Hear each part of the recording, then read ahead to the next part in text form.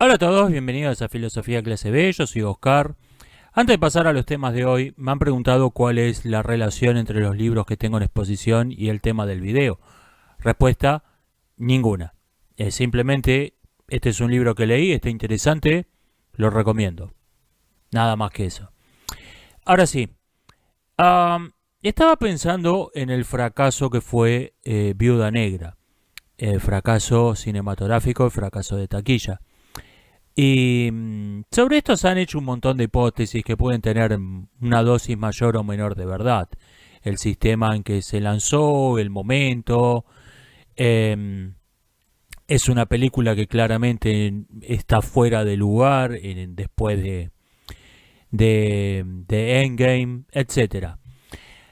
Me quiero centrar, sin duda esto tiene por lo menos parte de verdad todas estas cuestiones. Me quiero centrar en una que no está mencionando nadie. Es una película muy mala.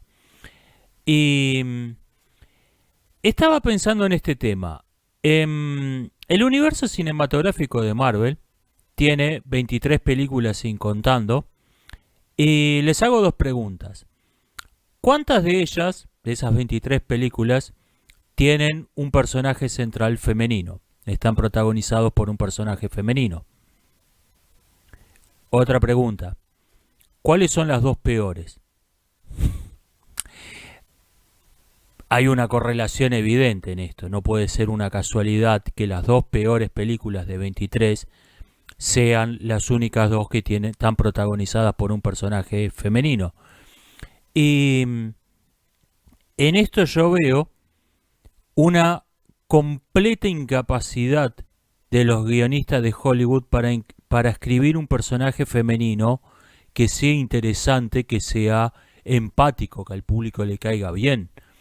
Y en este caso todavía el de Viuda Negra, aunque no sé si es la peor película del universo cinematográfico de Marvel, creo que Capitana Marvel es todavía peor, pero el personaje está irreconocible, mientras que Capitana Marvel es un personaje que se sacaron del sombrero, que no había aparecido nunca antes. Este es un personaje que había estado en otras películas, que al público le caía bien, y que cuando hicieron una película como protagonista, el personaje está irreconocible y es absolutamente despreciable. ¿A qué se debe esta incapacidad de los guionistas de Hollywood para escribir personajes femeninos?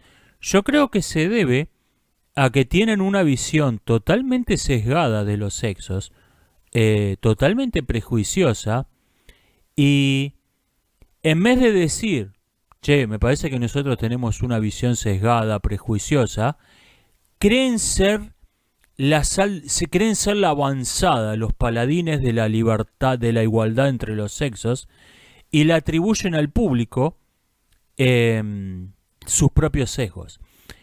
Esto yo lo vi en otro ámbito, este mismo patrón, y lo estoy reconociendo en los guiones del cine de Hollywood de hoy. Cuando tenía 15 años, como todo adolescente de esa época, me dio por tocar la guitarra eléctrica. Y por algún extraño quería tocar la guitarra eléctrica en una banda de rock. Y por algún extraño motivo me dijeron que tenía que aprender a tocar primero la guitarra clásica para tocar después la guitarra eléctrica. ¿Por qué? No sé, pero en una idea bastante extendida y que me pareció, por algún extraño motivo, me pareció razonable. Entonces me compré una guitarra española y me fui a tomar clases de guitarra clásica. Y entonces estaba llevando esta especie de doble vida. Estaba tocando la guitarra española en el ambiente de la música clásica, en el ambiente de los conservatorios, etcétera. Y estaba tocando la guitarra eléctrica con una banda de rock. Y al mismo tiempo. Y me empecé a encontrar con que los rockeros tenían la idea de que ellos eran los rebeldes, los de ideas modernas, los de avanzada, y, y tenían una visión del ambiente de la música clásica como gente conservadora, retrógrada. Y yo estaba, claro, estaba en los dos ambientes y yo veía que la realidad era más bien la contraria. Por ejemplo, en el ambiente de la música clásica el sexismo era nulo. El sexismo en el sentido de hacer distinciones entre los sexos. El primer violinista de una orquesta era el que tocaba mejor. No sé si esto sigue siendo así. Fuera hombre, mujer, el que tocaba mejor era el primer violinista. En el ambiente del rock, no, ¿cómo va a tener una mina en la batería? Que esto, que el otro. El, los roles estaban totalmente asignados por género musical o por instrumento. Una banda de rock de mala gana te podía aceptar una mujer en el bajo. Quédate por ahí, que toca el bajo, quédate ahí, no llame mucho la atención. A lo que se referían en que eran rebeldes de ideas de avanzada, se referían a que tomaban cerveza. Básicamente lo que quería decir es que tomaban cerveza, mucha cerveza. Pero fuera de ahí, ese era todo su espíritu rebelde, todo su espíritu innovador.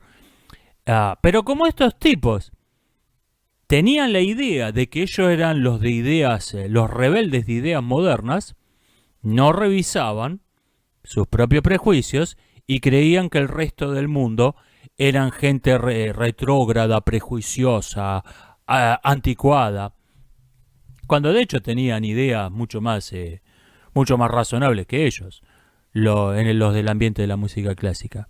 Y yo esto mismo lo veo en los guionistas de Hollywood de hoy. Hollywood es un lugar que está ideológicamente, se quedó estancado en 1930. Tienen la visión del mundo de 1930, la que era la visión del mundo común de 1930. Tienen la visión de los roles de sexo, la visión de las razas. Y se quedaron estancados en su edad de oro. Y creen, pero ¿qué pasa? Que por ahí en esa época tenían algunas ideas que eran de avanzadas, progres, pero lo que era progre hace 90 años dejó de serlo. Y estos tipos siguen creyendo que son los tipos de ideas modernas, son los tipos de avanzada, que están... el problema, si le revientan el pulgar abajo a sus trailers, es porque el público es un público reaccionario, racista, sexista, misógino, homofóbico, bla, bla, bla, bla, bla, bla. Siguen creyendo, suponiendo que algunos lo hayan sido, que se puede discutir un rato, siguen creyendo que están en la avanzada de las ideas, y no, están un siglo atrasado al público. Por eso el público no soporta su representación de personajes femeninos como en Viuda Negra. Ese es o sea, hay una causa real de la incomprensión, del malentendido, pero el malentendido es doble, es un malentendido al cuadrado, porque ellos creen que la causa es exactamente la contraria. Así como existe una relación entre el protestantismo y el espíritu del capitalismo, ¿puede haber una relación entre el protestantismo y el marxismo? Mire, si se pone a hacer un árbol genealógico de las ideas, siempre va a encontrar un antecedente. Por eso soy muy escéptico a esas genealogías de las ideas. Ahora, un antepasado más obvio me parece que es el jesuitismo. El marxismo es jesuitismo sin Dios. Los dos grandes totalitarismos del siglo XX, el marxismo y el nazismo, tuvieron una clara influencia jesuítica, muy especialmente el nacionalsocialismo. Y esa me parece la idea de la propiedad colectiva, es totalmente jesuítica. Eso me parece, pero repito, soy bastante escéptico a las genealogías de idea. Yo creo que se puede vincular a tome cualquier pensador de hoy y lo puede vincular a cualquier pensador del pasado si elige cuidadosamente qué fragmentos va a citar. Afeítese las patillas, hippie, oblígame. Me han comentado que el abuelo de Aldous y Julian Huxley apoyó a la difusión de Darwin porque era anticristiano. Él vio ahí una veta ideológica. Sí, hubo también comentan entre eugenistas se entienden. Sí, Aldous Huxley, por cierto, era eugenista, igual que Julian, algo muy poco conocido.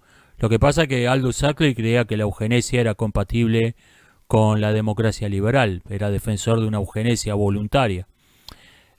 Julian Huxley por lo menos era un hijo de puta consecuente, coherente. Sabía que era imposible en una sociedad libre esa institución. Y el abuelo Thomas Huxley, que fue quizá un naturalista más importante que Darwin, no le voy a retar méritos como científico, sí, vio este potencial ideológico en Darwin. Y también había una cuestión de orgullo nacional ahí, porque la evolución biológica es una de esas ideas que están ahí. Fueron ganando peso y un día simplemente se dieron cuenta que todo el mundo la estaba dando por sentado. Y quién fue el primero que dijo que las enfermedades estaban causadas por organismos microscópicos? ¿Quién fue el descubridor del principio de conservación de la energía? Son ideas que realmente no tienen un inventor, un descubridor, fueron creciendo. Y la evolución biológica fue un caso parecido. Lo que pasa es que había que inventarle, una vez que estaba sobre la mesa, había que inventarle un inventor, valga la paradoja, y antes de que los franceses lo impusieran a Lamarck, tenían que crear al inventor de la evolución biológica inglés. Y quizá había un candidato más razonable que era Wallace, pero ahí es donde pesó en el desempate entre Wallace y Darwin, pesó Darwin por una cuestión ideológica, por una cuestión política. Toda una cuestión que realmente tiene mucho que ver con el maquiavelismo político y muy poco con la ciencia. Estuve viendo lo que está pasando en Sudáfrica, de lo que no lo está cubriendo prácticamente nadie el tema, y hablan de disturbios por este motivo, disturbios por esto otro, de que el encarcel de tal razón política, de protestas. Yo lo que estoy viendo en las filmaciones es un país que se hundió completamente en la anarquía. No hay ninguna ley, ninguna institución social que pueda imponer la ley. Es la anarquía en sentido estricto, la ausencia de leyes. Y varios de los que suben estos videos comentaban, estando en Sudáfrica, que les parece estar algo que salió de una película de un apocalipsis zombie, donde no hay policía, no hay ejército, no hay nada. Y yo creo que lo que está pasando en Sudáfrica es el total colapso de una sociedad debido a que quisieron fundar una sociedad en la injusticia. Quisieron crear una sociedad basada en la injusticia, empezando por el marxista Mandela, que empezó con el pretexto de oponerse al apartheid, a un régimen de segregación racial. Ese fue el gancho con el que captaron a la mayoría. Y después fueron al verdadero núcleo de la idea, que es oponerse a toda jerarquía social. Primero, abolieron el sistema de segregación racial. Bien. El siguiente paso pero que los blancos jueguen mejor al rugby que los negros es una forma de segregación. Que los blancos tengan granjas cultivables está mal, hay que expropiarlos. ¿Qué pasó?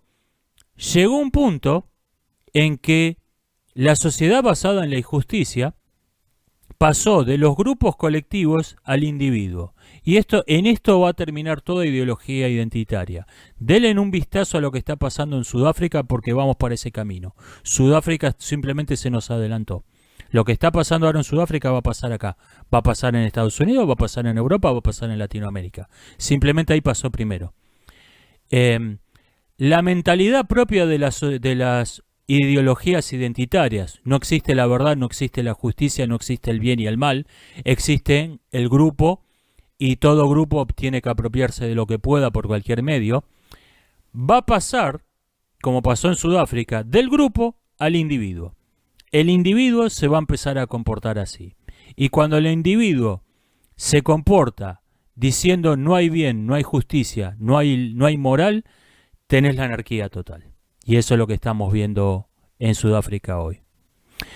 Nos estamos viendo. Hasta la próxima.